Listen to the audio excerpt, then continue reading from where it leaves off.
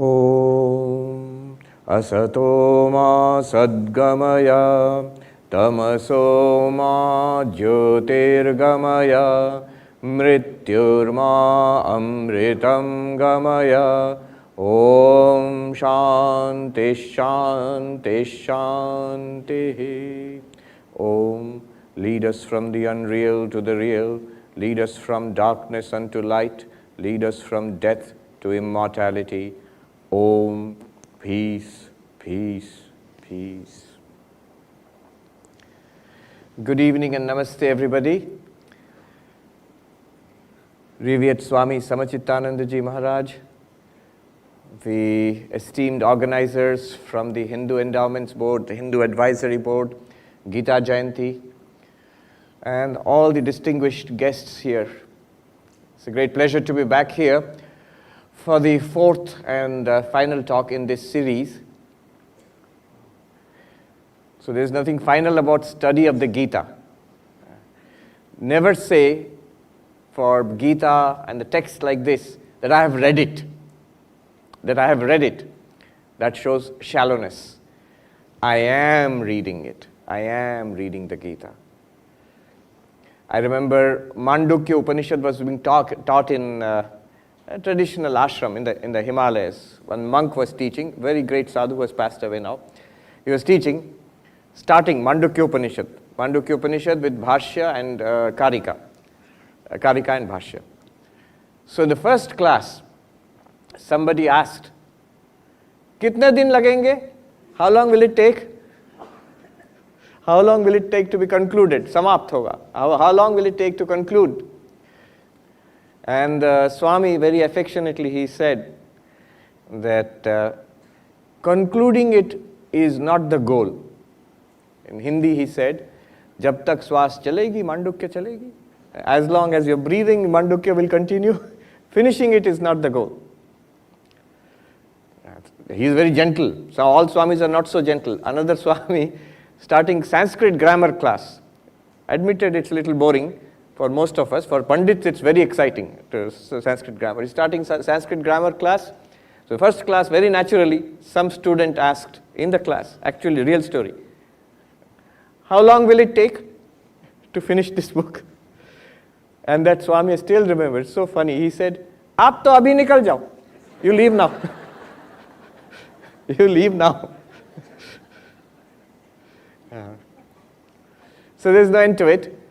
But we go on studying. When you finish chanting Bhagavad Gita, you go back and chant the first shloka all over again. So that it's a cycle. Keep your mind there. So this time I selected Kshetra Kshetragya Vibhaga Yoga, the 13th chapter of the Bhagavad Gita, and the most important, the initial verses of the 13th chapter.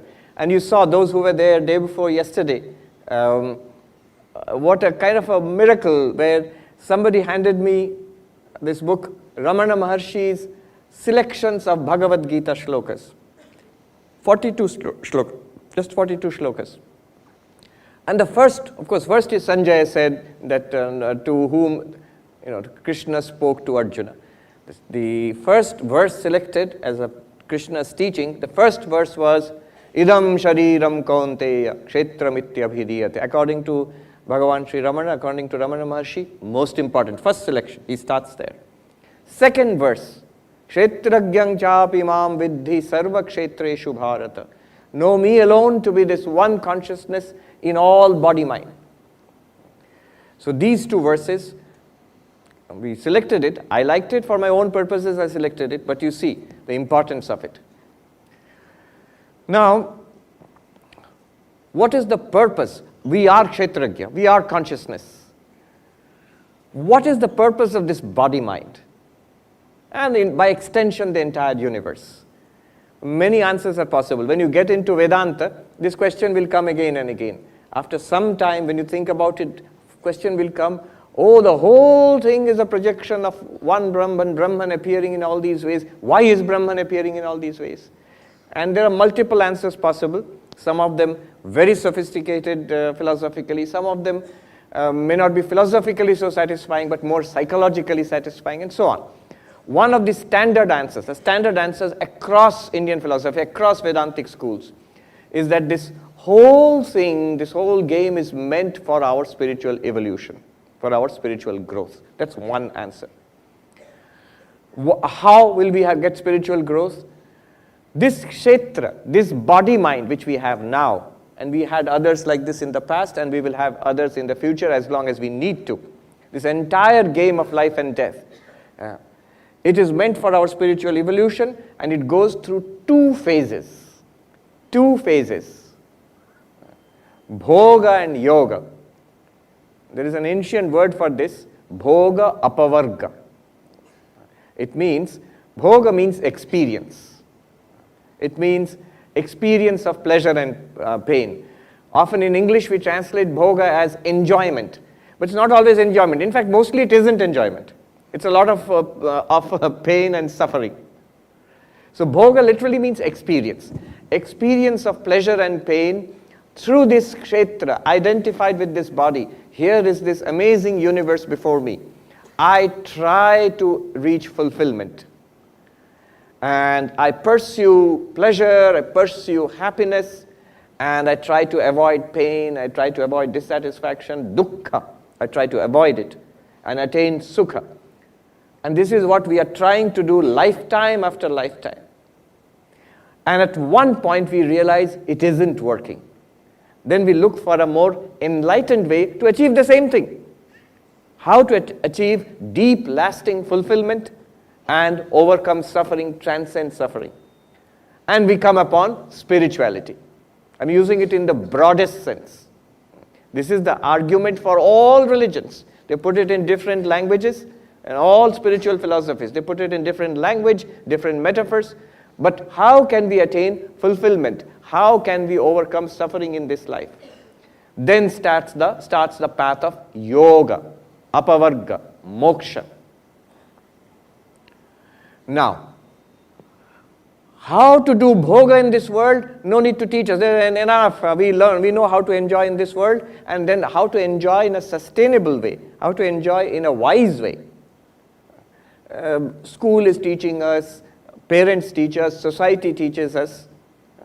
Education, holding a job, building up an organization, nurturing a family, all these are sustainable, wiser ways of enjoying in this world. There are otherwise ways also of enjoying, or not enjoying, but suffering, trying to enjoy and suffering in this world. So this is one side of it. In the same way, the path of yoga, it needs to be taught. The path of spirituality needs to be learned. And Shankaracharya, in his masterpiece, the Adhyasa Bhashya, the introduction to the Brahma Sutra Bhashya, there he says, Naisargiko ayam loka vyavahara. This instinctive life which we have got is natural. We are born with it. We don't need to go to school to learn I am body-mind. We are born with this. Lifetime after lifetime we have been cultivating it. But to arise from this, to know what we truly are, that we are kshetragya, we are the consciousness, we are aware, we are the awareness, the consciousness, the chaitanyam, experiencing body, mind, and experiencing a world, that consciousness, we need to be taught. It has to be pointed out. Now, from the Advaitic perspective, the problem, the difficulty, special difficulty lies here in spiritual life, is that this world and the kshetra, the field, body, mind, they all belong to one category, atma, anatma, object. You can see it, hear it, smell it, taste it, touch it. You can think about it, you can speak about it, you can do experiments with it. You can have science and religion and art all about it. But the kshetragya, the atman, the witness consciousness, that does not belong to this category. And in order to know or realize who or what we are, the senses are not enough. Even ordinary language is not enough. Science is not enough. A special spiritual practice is necessary in order to prepare the kshetra so that the kshetragya might know itself as the kshetragya. In order to prepare the field, in order that I, the knower of the field, I can appreciate myself, know myself as I truly am, and thereby set myself free. So sadhana is required for this higher purpose of life, this God realization, enlightenment. Two purposes, bhoga and apavarga. Bhoga we have tried and we have found it dissatisfactory, not fulfilling. Now we want to try this other thing, which the religions of the world, spirituality has been promising. You walk down this path, you will realize, you will find what you are seeking for. Finally, really finally you will find it. Proof.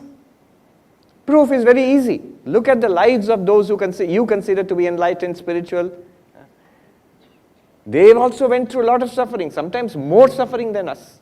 But notice one thing, somehow they were deeply fulfilled people. All of them. All the enlightened ones, all the highly saintly spiritual people, they were deeply fulfilled. That fulfillment we are looking for. So for that, sadhana is necessary.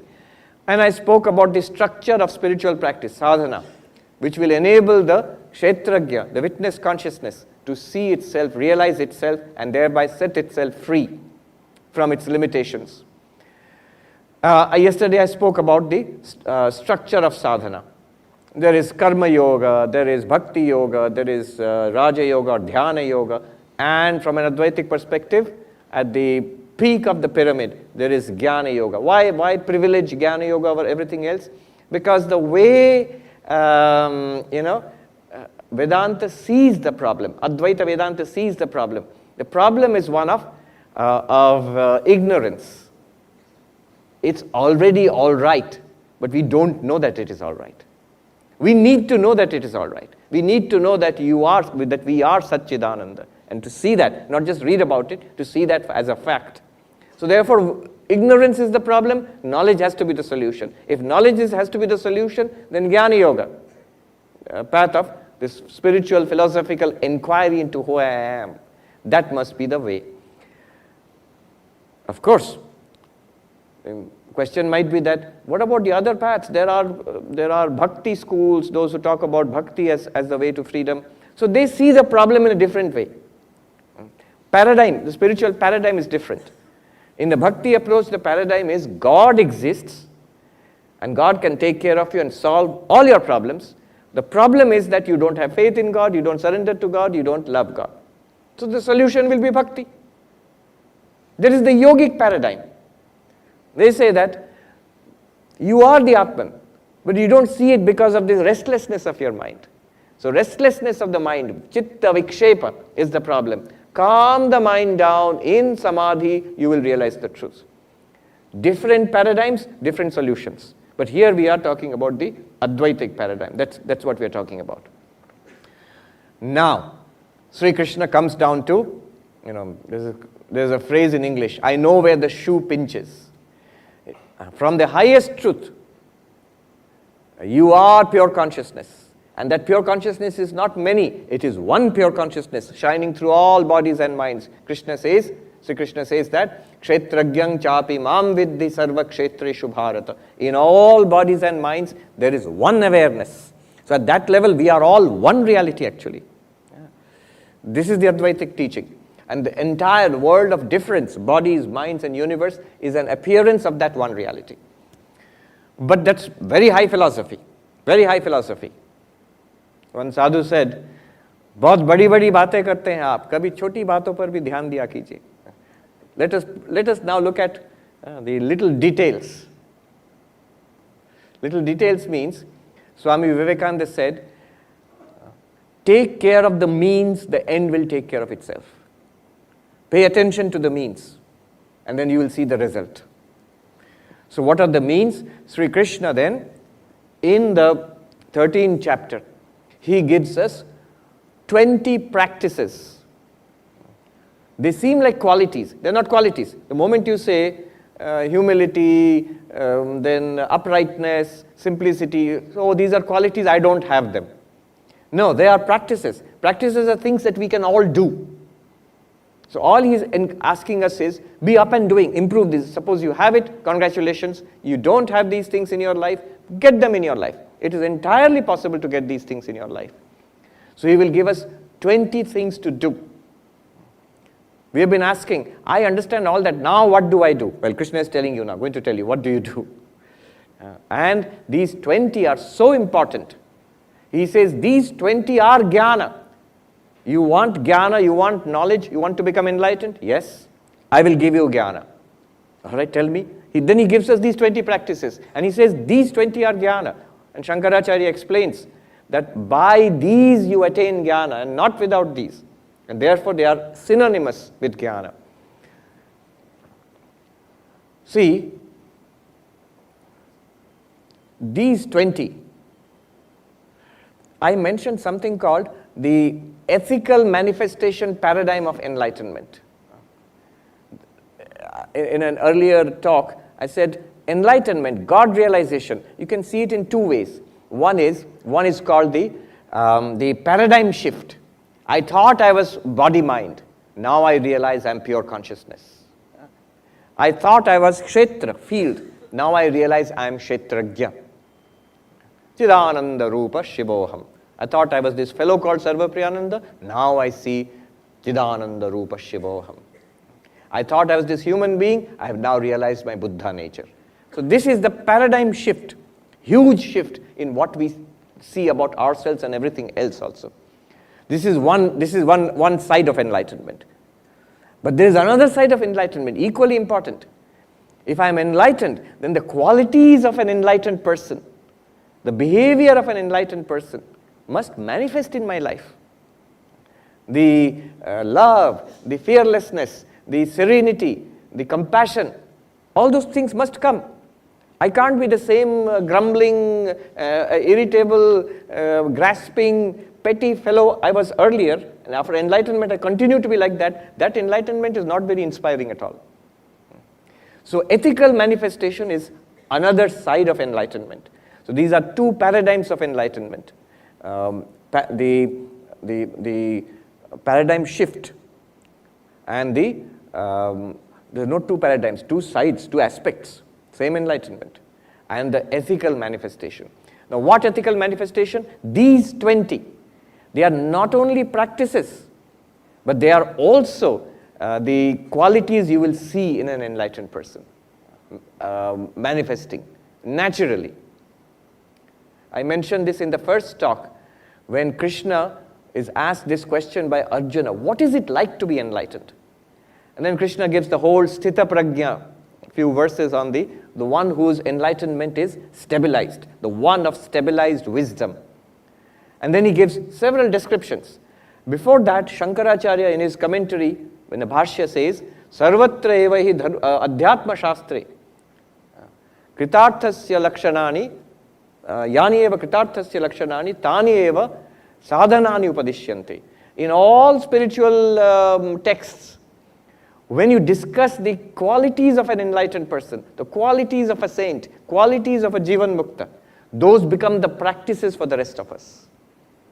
So these are actually found in the lives of spiritually advanced people, enlightened people, and these are also practices to attain that state. So have to be taken seriously.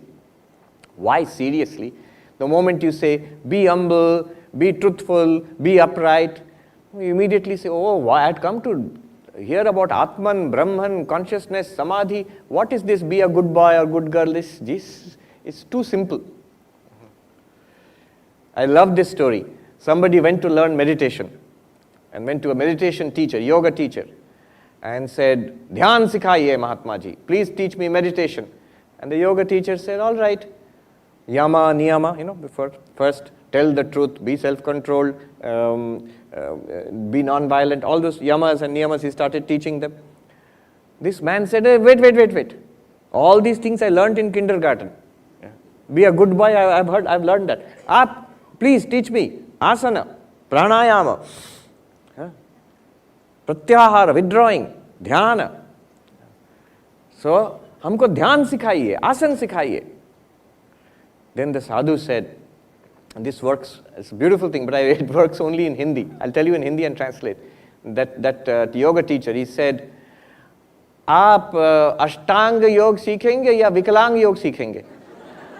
Are you going to learn 8-limbed yoga, you know, the 8 limbs of Patanjali yoga, yama, niyama, the asana, pranayama, then pratyahara, dharana, dhyana, samadhi. So 8 limbs of yoga. Are you going to learn 8-limbed yoga, or, you know, Vikalang would be 1 or 2 limbs are missing, handicapped yoga. Not a politically correct thing to say. So if you cut out the first 2 limbs, moral and ethical practices, yama, niyama, and you say, teach me asana, how to sit. And that teacher is saying, black money par asan bichhaoge, dhyan hoga. I have undeclared income, and then put my asana on that and sit in meditation. Can you meditate? No, it's not that easy. So these practices are essential. They are the unglamorous hard work of spiritual life.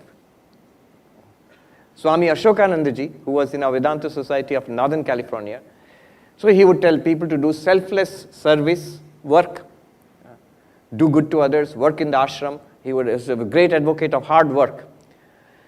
And then somebody complained. So he wrote that, you think that Swami doesn't consider me fit for meditation. That's why he is telling me to do karma yoga. Well, I will show him. And Ashokanji writes, you will show me, but not in the way you think. So karma yoga, this selfless work, ethical practices are foundational, very important. So we'll go into that now. 20 things to do. Let me just chant those 20 and then we'll take it up. Amanitvam adambhitvam ahimsa kshantirajyavam acharya upasanam shaucham sthairyam atma vinigraha. Absence of pride, freedom from hypocrisy, non-violence, forgiveness or for uprightness, respect to the service to the acharya or the guru, purity, steadiness, control of the senses, of body, mind and senses. Indriyartheshu vairagyam anahankara evacha janma mrityu jara vyadhi dukkha doshanudarshanam. Dispassion towards the objects of enjoyment of this world and the next, absence of egotism, contemplating the pain and suffering of birth, death, old age and disease. Asaktiranabhishwanga putradaragrihadishu nityam cha samachittatvam ishtanishtopapatishu. Absence of attachment and a feeling of mindness in respect to children and spouse and home, etc. And constant equipoise of mind both in a favorable and unfavorable circumstances.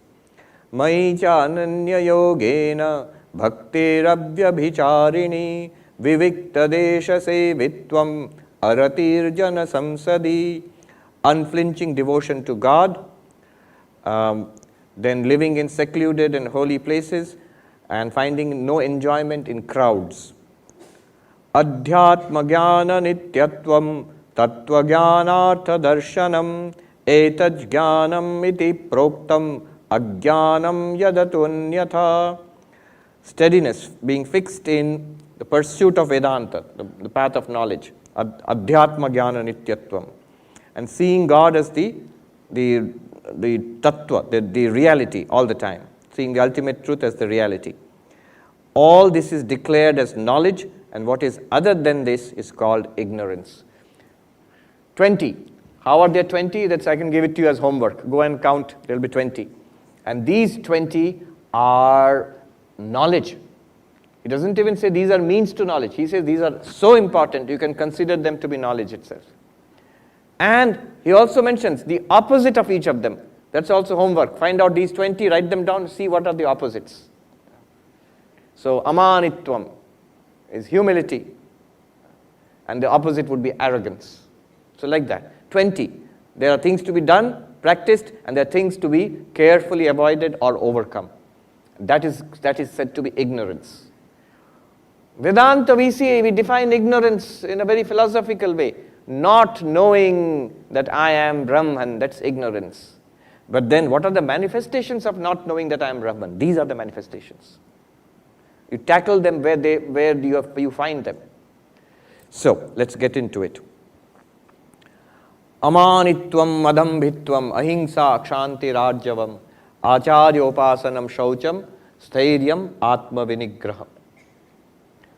The first one, amanitva, is humility. Mani means a person who feels himself to be glorified. I am rich, or I am very learned. I've got so many degrees, or I'm so learned, or I am beautiful or handsome, or I'm very strong, I'm very powerful, I'm very famous. I have lots of Facebook friends and likes. I get lots of likes on my social media posts. So, or any one of these. Yes, it's a huge thing. I read somewhere, terrible things happen. A student in India, in some engineering college, committed suicide because the number of followers on some social media platform declined. Not enough people were following him. So I consider these as my glory. If I have money, if people like me, whether they like me or not, I don't know, but at least Facebook likes are there. And then if I have degrees, if I have power, then I am good, I am doing well in life. If I don't have these, somehow I feel a huge lack in life. This considering oneself to be glorified by these is called manitvam. This arrogance which comes out of it, manitvam.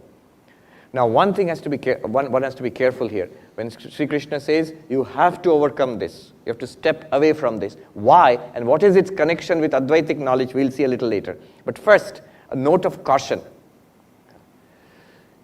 One gentleman, he said to, I can tell the name. Some of you have heard of Rajiv Malhotra? Yeah. So he was there in one of my talks. So he said, I'm glad to see that you are careful when you teach these things.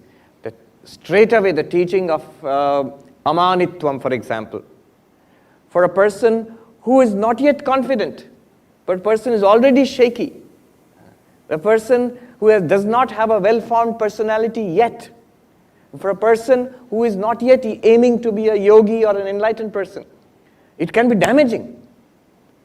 So first, the warning here, the caution here is confidence, self-confidence, self-esteem, a well-formed personality is absolutely a must. Swami Vivekananda goes so far as to say, the old religion said, he who does not believe in God is an atheist. The new religion says, he who does not believe in himself is an atheist. Nastika, there are many meanings. A traditional meaning is those who do not accept the Vedas as pramana. This is a technical meaning. But the general meaning of Nastika in Hinduism is somebody who does not believe in God or religion. But here, someone who does not have faith in oneself. So faith in oneself, absolutely necessary. Sri Ramakrishna defined human beings. He was wonderful at punning on words. So defined a human being in Bengali, manush. It's manush in Bengali. And he would split it up, man-hush. He split it up into man, hush. Man means a sense of dignity. Dignity. Same thing, manitvam, man. And hush means an awareness of your dignity as a human being. So that is the beginning of spirituality. So what Krishna is saying here is several steps ahead. So we must start there. Self-confidence, self-esteem, unless I think well of myself, I will never take up any kind of project like spiritual enlightenment, which I will just sabotage myself. I'll never think I'll be able to do that. So self-confidence. There was this psychologist in America, Albert Bandura, a few decades back. He coined a term, self-efficacy. Self-efficacy. What does it mean? He coined it for students. He noted that some students, when they're facing a difficult examination paper, some, when they find it difficult, they just go ahead to the next question. Or they give up immediately. It's too tough. I know I can't do it. Some stick with it. And maybe they will solve the questions. See, unless you try, you will never solve it. Guaranteed 100% failure. If you try, there is some chance of solving it. So who are the students who stuck with it? Who are the students who gave up? And he saw those who had this innate, this sense of self-efficacy. What is self-efficacy? Beautiful definition. He said, self-efficacy is the sense that I can tackle most challenges in life. I can tackle most challenges in life. I have faced problems in the past, and by facing problems, struggling with it, overcoming it, a confidence comes. Those who have never faced problems, or those, somebody said, I pity the children of rich parents. Because out of love and affection, parents make things easy for the children. But that leads to, that sense of self-efficacy is not generated. That struggle is necessary. There's this story, I don't know if it's true or false, a pupa, caterpillar, becoming a butterfly. So it struggles and struggles in the last moments of bursting out of the pupa and then spreading its glorious wings and flying away. Now some scientists thought I should help the poor fellow. So he cut the last strings of the pupa so that he'll be free. Then he couldn't fly. Then they realized that that few hours of struggle is actually necessary for gaining full strength of the wings to fly. So, self-efficacy, the ability, the feeling, I can face challenges and overcome them. That when challenges come, I will not give up immediately. Holding on. So this is the warning. Amanitvam does not mean being, lacking confidence, being a doormat. Swami Vivekananda's definition of humility is very beautiful. Swami Vivekananda's definition of humility. He says, humility does not consist in being a doormat. Humility means seeing the greatness in the other person. True humility means seeing the greatness in the other person. One of Swami Vivekananda's, I won't say disciples, Josephine MacLeod, because she never said, I'm a disciple of Vivekananda. The American lady, she said, I'm his friend. She writes, she was very well connected in American and European society in those days. So she says that when I met the Tsar of Russia, I felt how great he is and how insignificant I am. When I met Swami Vivekananda, I felt how great he is and how great I am. See, this is something that Vivekananda could arouse in people around. A sense of their own glory, greatness, limitlessness. Somebody wrote about Vivekananda, the sheer size of the man, not physically, a kind of vastness of presence. Something that it was in his expression, in his eyes, and he could transmit it to others. Something that would go on working in the lives of others even long after Vivekananda was gone. So this is the real nature of amanitvam. It is meant for confident people. First develop a sense of personality, integrated personality, confidence, then. Now what is wrong? Let us go deeper into this. What is wrong in being proud of wealth and, I'm well born. I'm translating from the Gita now. I am well born. I am successful. I am strong. I am rich. These things I have achieved today. Those things I will achieve tomorrow. See, that's great. What's wrong with this? Krishna says these are the characteristics of demons. Yeah. From an Advaitic perspective, let us consider this little deeply. The Sanskrit word mana means measure. Mana means to measure. What can be measured? Only the limited can be measured. Whatever is limited, body, age, weight, degrees, wealth, Facebook likes, these are all limited things. They can be measured, they can be counted. And those who identify themselves with this measurable, limited thing, the term for them is mani. Mani. Nothing wrong as such. But what happens is, when you are seeking liberation, enlightenment, freedom, when we are seeking our own infinite nature, to hold on to the limited is to limit oneself. What is my glory? Is it my glory that I have a few dollars in the bank, I have an old and moth-eaten certificate from a college, I have some uncertain number of friends on Facebook. Is that my glory, or is my glory that I am Satchidananda, Chidananda Rupa Shivoham? What is my glory? Is it my glory that I have got a group of people who continuously praise me, or is it my glory that I am the child of God? The Lord is my father. The Lord is my mother. So what is my glory? Manitvam means to hold on to the limited, to hold on to kshetra. What is limited? What is measurable? Kshetra. Body, mind, and everything associated with body, mind. If the kshetra, you the consciousness, if I the consciousness, forgetting my own glory, I keep on holding on to the glory of this body, then this is the problem. I will never be able to appreciate my limitless free nature. That's why this is the connection with Advaita Vedanta. This is the connection with Kshetra and Kshetrajna. Amanitvam. Step back from these things. If these things are there, if you are rich, if you are learned, if people like you, you are young and beautiful, handsome and strong, congratulations, good.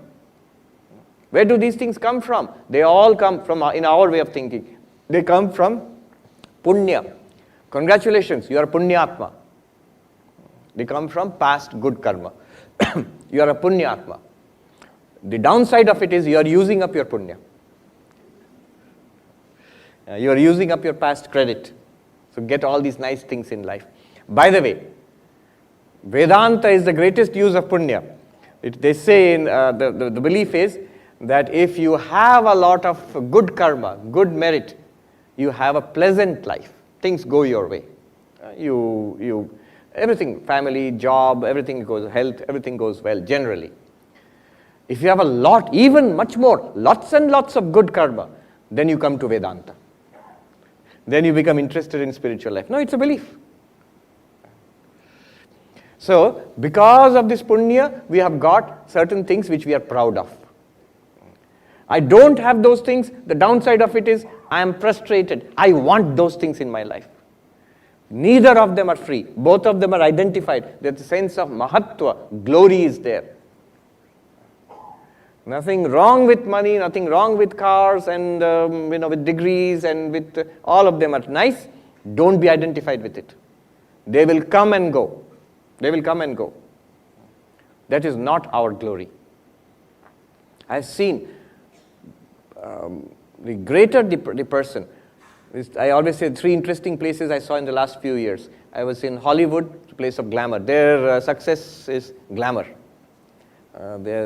In Manhattan, next to Wall Street, their success is money, not glamour. How much do you have? In Hollywood, they'll say, this is star's house. This is some film star. I keep forgetting the names. Billie Eilish or something is there. She lives next door. This person lives there. That person comes to our ashram. They are all film stars associated with the film industry. And then in Manhattan, nobody asks about that. They will say, this is a billionaire's row. All billionaires live here. That means glory is there. Mahatva is money. In Boston and Harvard University, Mahatva is learning, degrees, Nobel Prize winner. My professor is a Nobel Prize winner. So this is mani, holding on to this. And it's not that I have seen sometimes some of the greatest people there in these areas, whether it's film industry or in the finance sector or in academia, they are among the most humble. They are not particularly attached to their status. Everybody is amazed at their fame, but no, they don't think it's all that great. Sometimes they are the most simple and unprepossessing. They seem not at all very impressive on a first glance. Yeah. So amanitvam. There is a deep connection with attaching oneself to the limited, and then you to see that I am the unlimited, the infinite. It is very difficult. I had this conversation. This is a slightly different topic. In science, the sign of reality is measurability. If it's real, it should be measurable. That's in science. So I had this conversation with a mathematician. He is Du Satoy. He is a professor of pure mathematics at Oxford University. Measurability is reality in science. So is your consciousness, Brahman, measurable? And there is even, America is a place for all these crazy quote-unquote people, you know. So there is a whole school measuring consciousness. How much consciousness is there? They'll have 10, 100, 1,000 like that. In Advaita Vedanta, this is disaster. Because what you are measuring cannot be consciousness. One of the names of consciousness or Chaitanya or Brahman is Ameya, that which cannot be measured. One of our monks is also called Ameyananda. So immeasurable, it cannot be measured. The objective alone can be measured. The kshetra alone can be measured. The kshetragya cannot be measured. So I had this conversation with him, this mathematician, and when I told him, according to Advaita Vedanta, it's exactly the opposite. Reality is that which cannot be measured. If you measure it, it's Maya.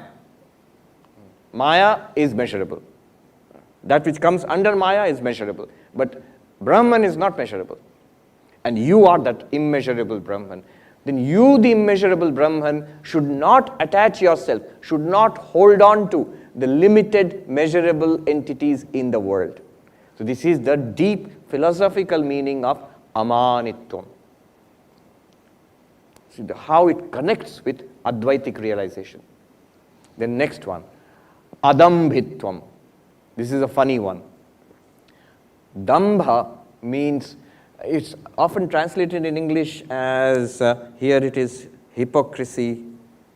Adambhitva means freedom from hypocrisy. Literally what it means is, mana and dambha. Mana is the attachment, self-glorification based on actual qualities which I have. The amount of money in my bank, so I am a multimillionaire. But dambha is glorifying oneself based on qualities I don't have. So I have got something, I exaggerate that. We love to do it. You really have some qualities, and because I love it, I want to have more of it. I start projecting that I have more of this. I love learning. I love being esteemed as a learned person. I want to show off that I know much more than I do. I love to be known as a rich person. Then I want to show off. Actually, I have much more money than I actually do. So it's very popular. I don't know about here, especially in the big cities in the United States. You never know how rich a person is. So it's all on credit. You see all fancy goods and an apartment and house. Oh, very rich. 2 days later, homeless. Because possessed by the bank.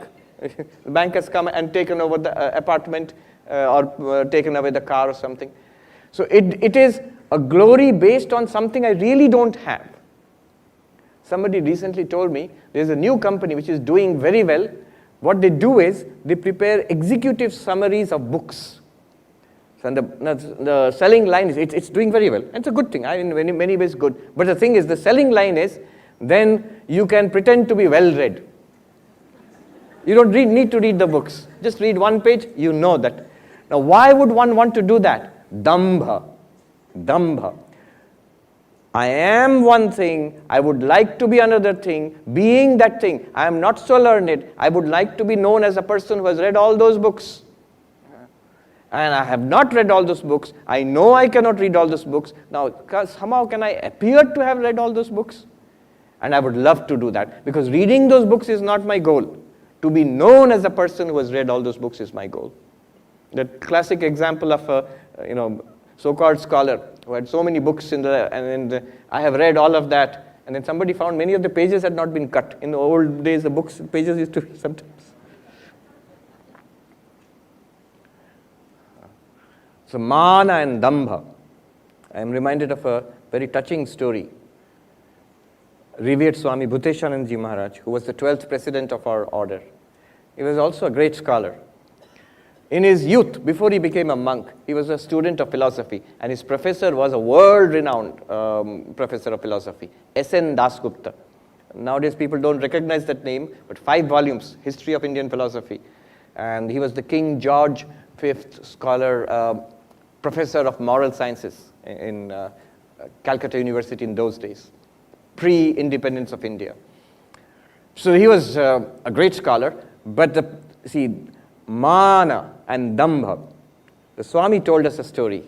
With sorrow, he told us that one day we as youngsters went to this very eminent scholar's house, our professor's house. Books were all over, in the shelves, on the table, on the chairs, on the floor also, so many books. And this professor in those days, very British, in three-piece suit and boot and all, he came and he sat there.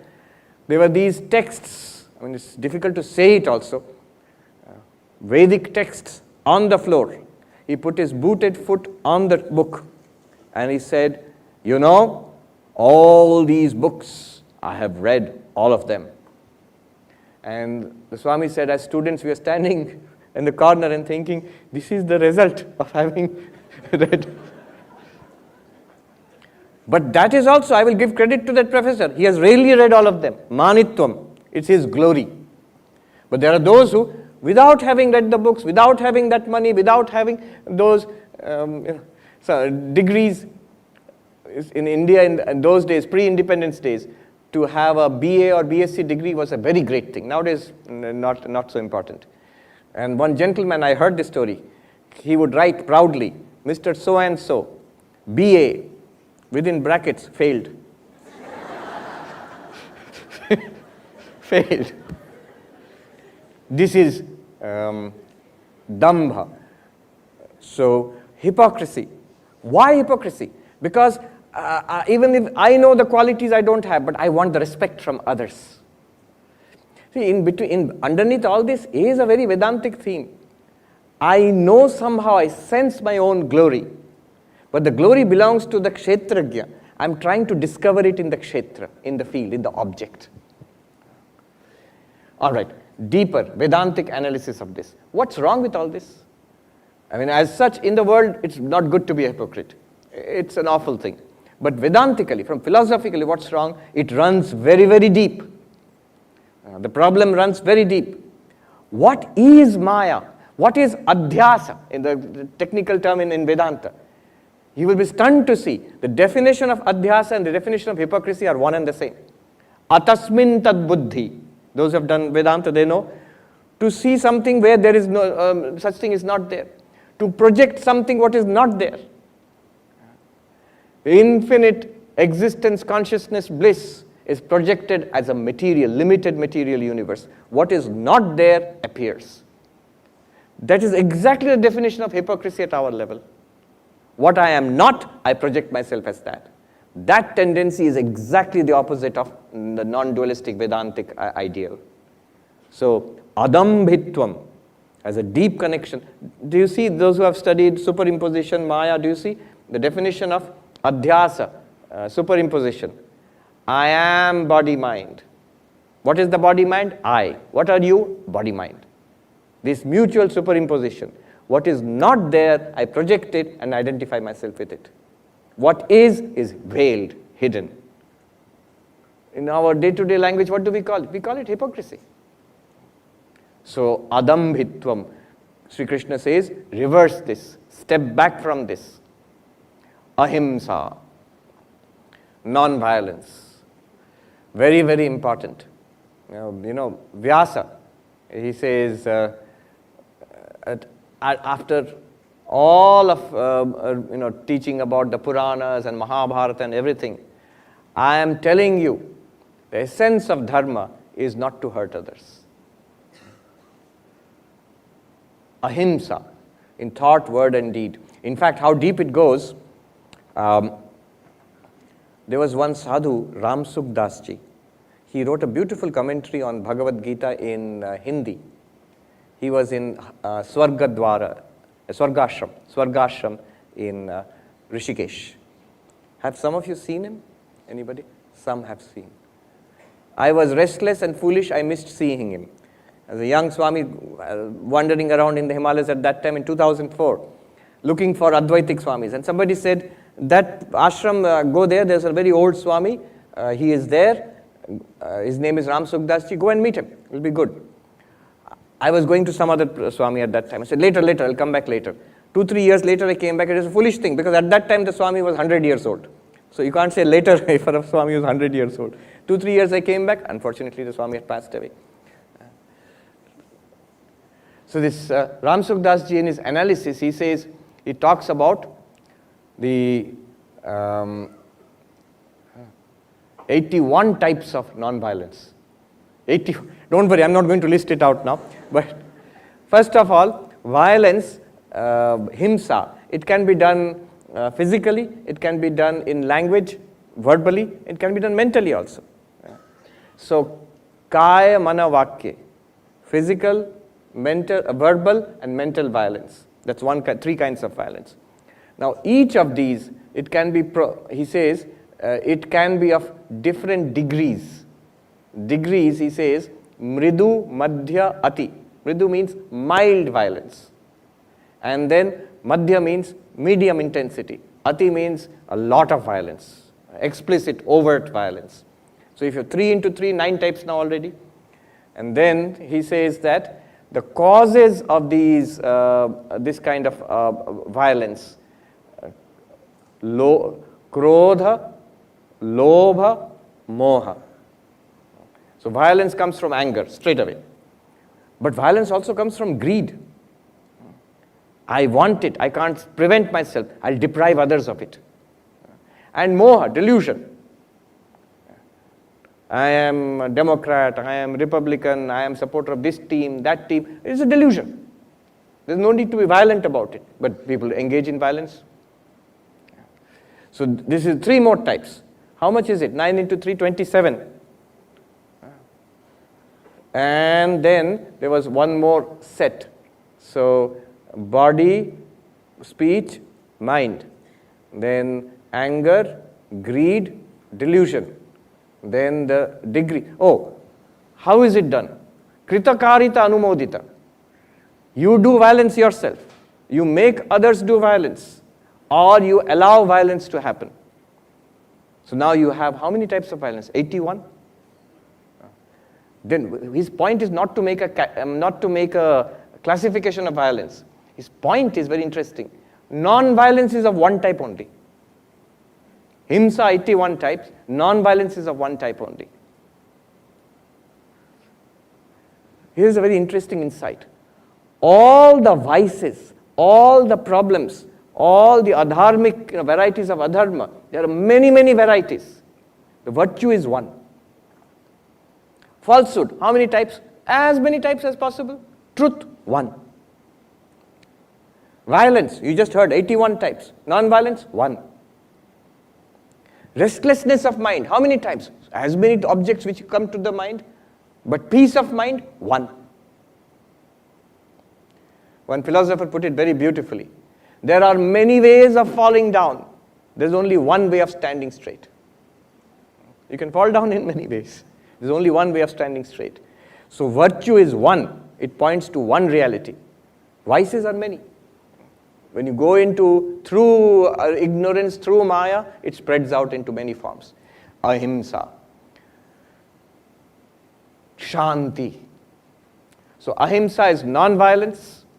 Even when there is occasion for violence, you restrain yourself. You do not engage in violence from your own side. And the 81 types of violence you avoid, ahimsa. Shanti goes further. Forbearance and forgiveness. Already harm has been caused to you. Already harm has been caused to us.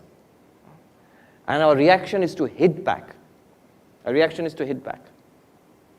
What religion does, all religions, this tendency to hit back, this tendency to take revenge, it controls it. This idea of a Lakshman Rekha, a boundary, thus far and no further.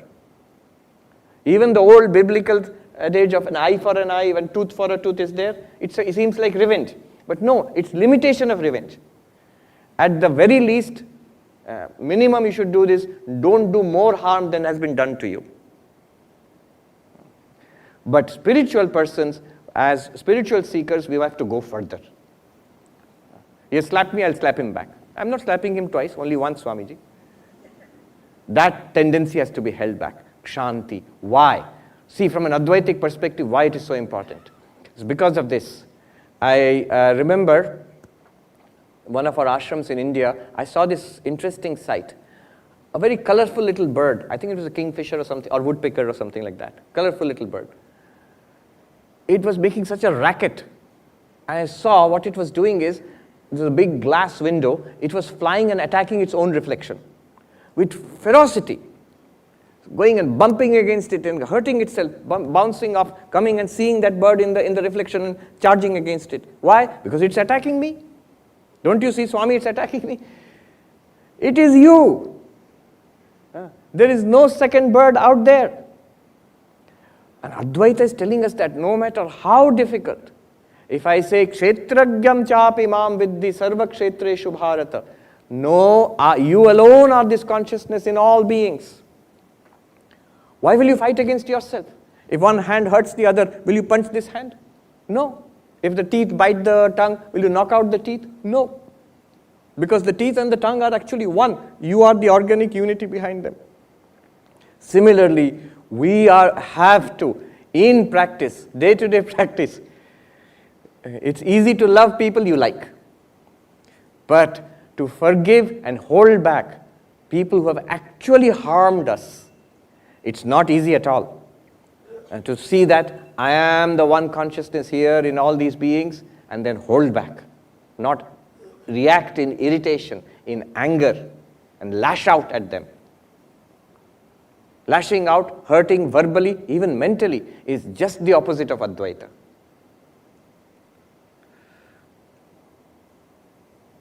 Swami Vivekananda says, the basis for ethics is this oneness of all existence.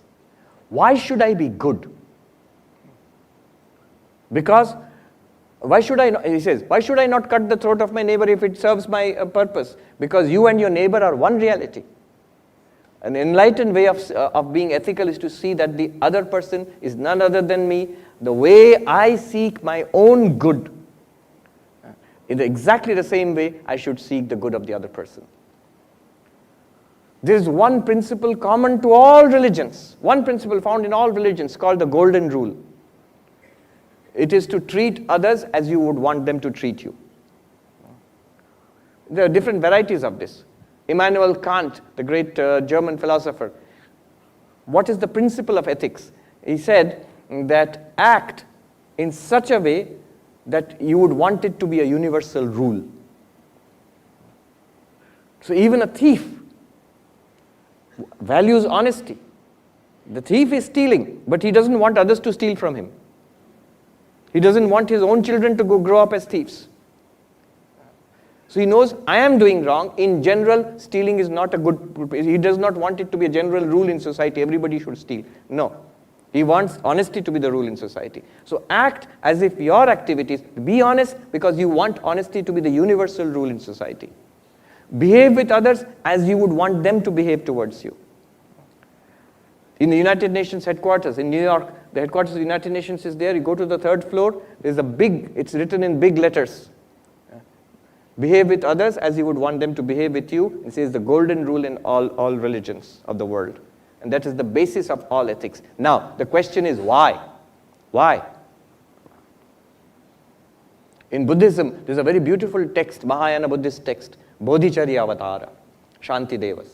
There he says, suffering, Shantideva writes, suffering should be removed because it is suffering. I remove my suffering because it's suffering. The suffering of the others also I recognize it's suffering. So I should try to remove the sufferings of others. But there also the question remains why? One can object. My suffering I am feeling, therefore I remove it. That fellow's suffering I don't feel. I may remove, may not remove, who cares? Why? The why is answered by Advaita Vedanta. That underlying all of it, it is you, one and the same. And the more we understand this, what one consciousness is, we'll begin to see more and more we are the same in all bodies and minds. Or you take it devotionally. Suppose you can't go all that, I don't want to go in this philosophical direction. My beloved Lord, Krishna himself has said, I am there as the Kshetragya in all beings. Then if I'm going to be violent, revengeful, to whom am I going to be violent? To my beloved Krishna. I can't do that. No matter if Krishna in that body and mind has harmed me in this body and mind, it's still Krishna. I can't do it. So, Shanti, a deliberate attempt to forbear, fortitude, put up with the suffering imposed upon you by others, by their words, by their behavior. If we make a little effort, amazingly, the results suddenly turn out to be good. Sometimes, very, very soon, you get good results. If you put up with a little bit, be a little forgiving, you begin to see things turn. Arjavam, straightforwardness. Straightforwardness. Straightforwardness, why? Because Brahman is Arjavam. One sadhu put it this way: consciousness itself is very straight. It's the moment it comes into the mind, then it flickers, many vrittis come, and consciousness flickers as a reflected consciousness in many vrittis. It becomes broken up into pieces, as it were. Then it flows through the 5 senses. Then it becomes as if further broken up into 5 different channels of conscious experience: seeing, hearing, smelling, tasting. Arjavam, straight, one consciousness.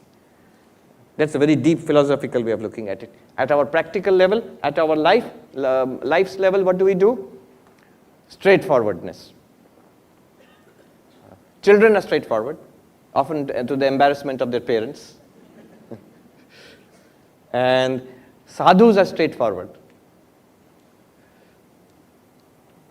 I remember back in college, we had this training, one course called assertiveness training. So assertiveness training, they called it AT. And what do they teach you? So they say that one kind of behavior is aggression.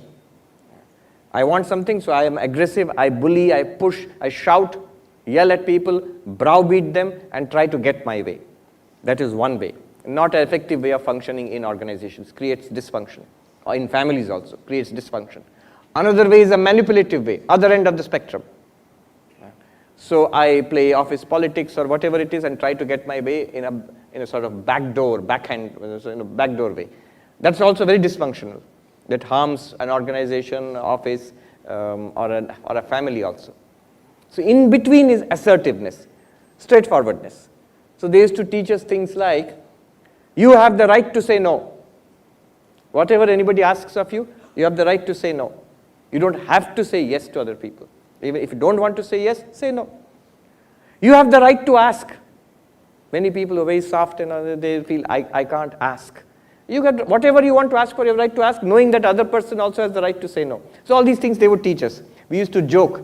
It is, what is this? What are they teaching you? They're teaching you how to be rude.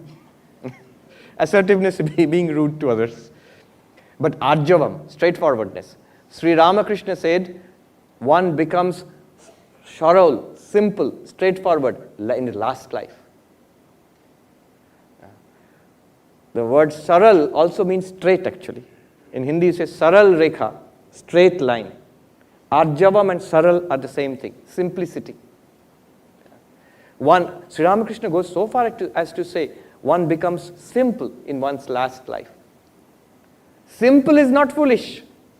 Simple is not foolish. Often it is a person who is intelligent, understands everything, and after that is simple.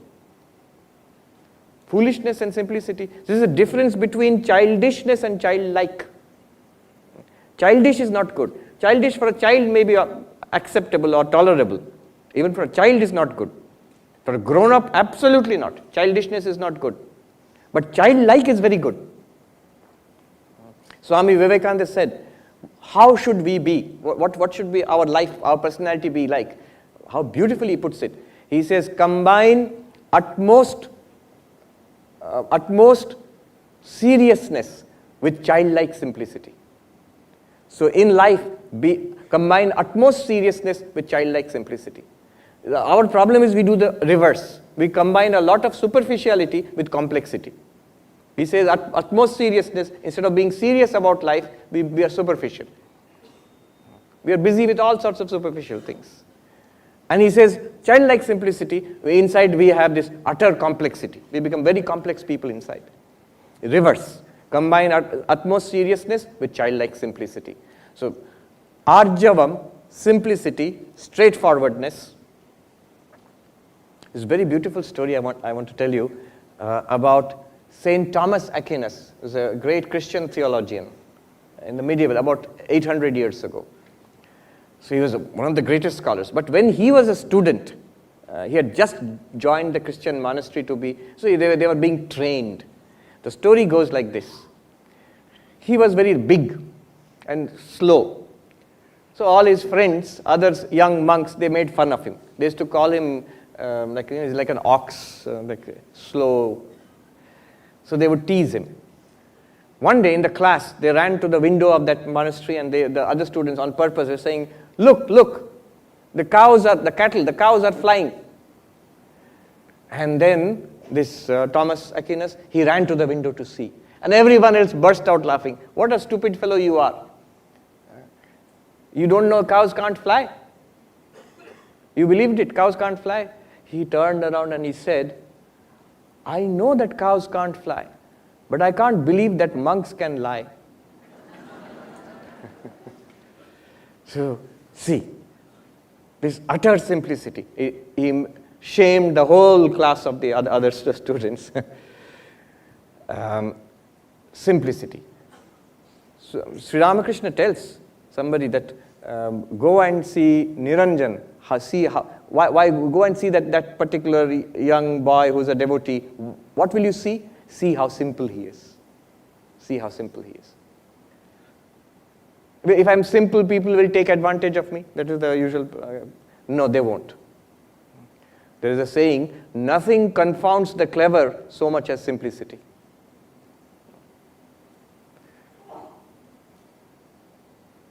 Acharya upasanam shaucham stairyam atma vinigraha. Acharya upasanam means respect, devotional, respectful service to the teacher.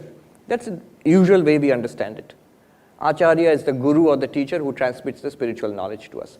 But there is a deeper meaning to it. When Krishna is saying this, there is a meaning connected to the Advaitic teaching. What is Acharya upasanam? It's a very powerful practice. What is the practice? It is upasana. The word upasana means worship. But if you see literally what does it mean? Asana means to sit. Upa means near. Upasana means sitting near. So when I do worship of a deity, Krishna upasana, that means sitting near Krishna, worshipping Krishna basically.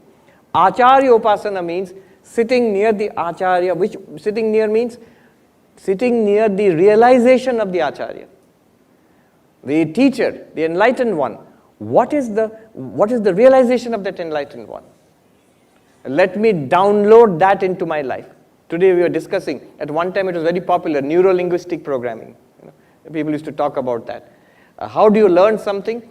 So there's an expert, and we try to imitate him and try to download the way that expert thinks, works, whatever the field is. The whole idea of mentorship and apprenticeship is that there are things which can be taught in a classroom through PowerPoint, through textbooks and case studies. That's good. But if you want real skill, at sophisticated, at a higher level, then you see in all these professions, there is apprenticeship. What is internship in a hospital? It's apprenticeship. In a law firm, the top levels of companies, you're supposed to shadow the CEO or the head. What is that? Why can't you just give a manual? No, you must stay with the expert and you begin to understand. And it's something like downloading. There are a lot of non-verbal learning that takes place. So Acharya Upasana means staying with the teacher, close to the teacher, so that the wisdom, the knowledge that I have, that the teacher has, I am Kshetragya, I am pure consciousness. The serenity in the mind of the Acharya, the actions of this spiritual teacher, these things are downloaded. It's not so easy to do it from books. So you stay with a person who is enlightened, or we don't know who is enlightened, or at least spiritually advanced. And you download this from that person. I remember this Zen story, very nice. Two students went to a Zen master to learn Zen Buddhism. The master did not teach them anything, just gave them some work in the monastery. And one student began to get irritated as the weeks passed. Morning to evening we're cooking, cleaning and all of this. When is he going to start teaching us the classes? I'm dissatisfied. I'm going away. How about you? And the other student said, no, I'm okay. You're okay. He's not teaching us Zen. What are you learning here? What did you come here for? And the other student said, I came here to see how he ties his shoelaces. This is the downloading. Shoelace is secondary. The whole, it's a very beautiful word in Sanskrit, bhava. The whole attitude is downloaded sort of from the teacher. Why I'm saying it's a powerful spiritual practice in every situation in life. Whether you are sitting in meditation, I am not sitting in meditation. How would Vivekananda meditate? How would my Guru meditate? Suppose I am not here. My Guru is sitting in meditation. Vivekananda is sitting in meditation. How would that meditation be? It has a very powerful effect on the mind. See, don't tell your mind, try to meditate like Vivekananda, try to meditate like Krishna. The mind will tell you, you are a useless fellow, you can't meditate like Vivekananda, so no chance. But if you tell your mind, I am not Sarvapriyananda, I am Vivekananda, Vivekananda is sitting here. This is Vivekananda's body, this is Vivekananda's prana, Vivekananda's mind, Vivekananda's intellect. Now in deep meditation, you will see. Immediately, the quality of a meditation will be something else.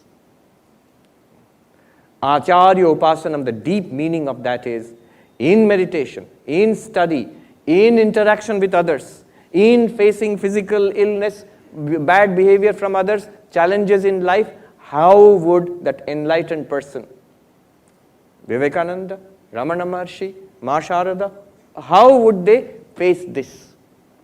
What would they do, what would they say, and what would they think? Your mind already has a pretty good idea. If you have read the lives of them, if you admire them, you already have some kind of an idea. Modern psychology is using these. At Columbia a few months ago, there was a seminar, and the professor made us go through an exercise.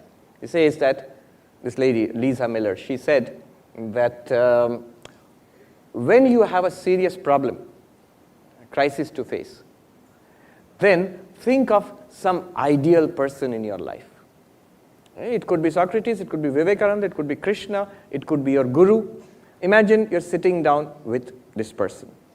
Also imagine another person who is your well-wisher. May not be a highly enlightened person. Maybe your grandmother or your mother or father, whomever you're close to as a well-wisher. Sit down with that person. These two people who are sitting here, an enlightened being, and this very close, intimate well-wisher. Tell them your problem. What are they telling you? Tell me, what are they telling you? Now, what is the technique being used? It's your mind has an ideal. This person, Vivekananda, Ramana Maharshi, Krishna, these are enlightened beings. It is your mind's ideal. Now, you're tapping into that ideal. You're asking that ideal to speak to you. Your mind has a certain source of trustworthiness, comfort. Might be mother, grandmother, father, somebody. You're tapping into that source of comfort. Now you're getting advice from that. This is a modern psychology, positive psychology, they use these techniques, but the Acharya Upasana works in that way. Shaucham, cleanliness. We all know from childhood, first thing we learn, cleanliness is next to godliness. So purity, physical, mental, purity, external and internal purity. Stairyam, very important. Steadiness. In this day and age, very important. Always important in this day and age, important in the age of YouTube. It's everything. There's a spiritual supermarket. Everything is available to you. The Advaita Vedanta, the temple rituals are available to you. Vipassana meditation is available to you. Dzogchen, Tibetan Buddhism is available to us. All sorts of spiritual technologies, philosophies are continuously available to us, and many of them are genuine at a pretty high level also. Now what happens is, they are fine, we are not fine. We are restless. We have a tendency to jump from one thing to another. The best thing is to be steady in one thing. There is no harm. Vedanta is very wide and broad. Vedanta never tells you that stop exploring. You be steady in one thing, hold on to one. It could be bhakti, it could be the Vedanta, Advaita Vedanta, Jnana Marga. Steady in that. Then take a look. And I'm partial towards Advaita Vedanta, the Jnana Marga. So I can say from Advaitic perspective, from this perspective, it's like sitting on top of the Mount Everest. Everything else will fall into place. You will be able to see the merits of every other position. What they can do and they cannot do. It's, you might say that you are bragging about your own philosophy. Well, I have to. I mean, I'm being honest. This is what I really think. It is so sublime and so high a position, extraordinary. From that perspective, every other teaching, you can see the point that they're trying to make and the utility of it. So, but anyway, stairyam, steadiness in one path. And be open to all paths. Enrich yourself. Atma vinigraha, a control over our senses. See, it always comes around to this. Even the first lecture, after the stages, in one's realization, I am one consciousness. Kshetragyam chapi mam viddhi sarva kshetreshu bharata. That is, Krishna said to Arjuna, that I am this one consciousness. At the level of the mind, samatvam. Dukkheshu anudvignamana, sukheshu vigataspriya. Unshaken in sorrow, not hankering in times of pleasure and enjoyment. And in terms of action, asangatvam. This is detachment. You go through life, don't get hung up or stuck anywhere. All of this, the next step, Krishna says, yada sangharate chayam kurmangani va bharata. Have the ability to control your senses. All this Vedanta is there. Somebody comes and gives a slap, immediately give another slap. What happened to your Vedanta? At that moment,